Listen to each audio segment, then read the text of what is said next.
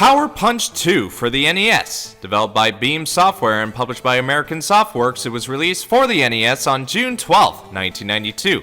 Programmed by Andrew Bailey and produced by Sue Anderson, you take control of Mark Tough Guy Tyler and have to duke it out with the competitors of the Intergalactic Boxing Federation so you can become the IGBF champion if that suits your fancy. You control Tough Guy by floating around the ring with right and left. The A button throws a right jab and the B button throws a left jab. Holding up while using either buttons will throw uppercuts, while doing the same with down lands body blows. You can also use down by itself to block. Most people may know this game as the proposed sequel to Mike Tyson's Punch-Out, originally titled Mike Tyson's Intergalactic Power Punch. That didn't materialize one way or the other, and what we got instead was Mark Tyler, who doesn't resemble Mike Tyson in the slightest, getting invited to fight in a boxing alien league.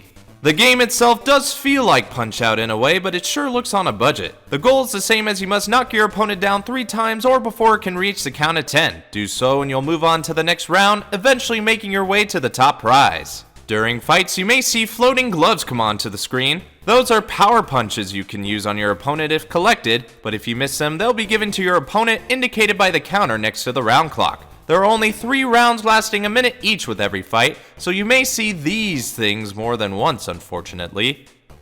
What are those, slug sluts? In between fights, sometimes you'll get a chance to work out in order to build up your skills. Unsure if it actually does anything for you game-wise, but it is there nonetheless. The controls are slightly different, but it's the same thing just sideways, and you can skip it altogether if you don't feel like doing it. If you get knocked down, you'll be able to get back up the good old-fashioned way of mashing A and B.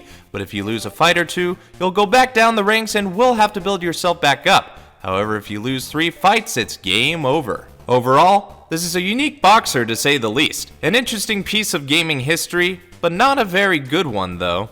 Unless you're this guy. And stop.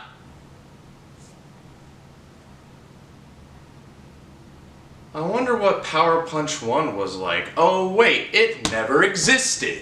Thanks for watching, guys. Be sure to like, share, and comment on the video. And if you want to see more Quickviews, go ahead and hit that subscribe button. This is BrianTheBlue, and I'll see you next time.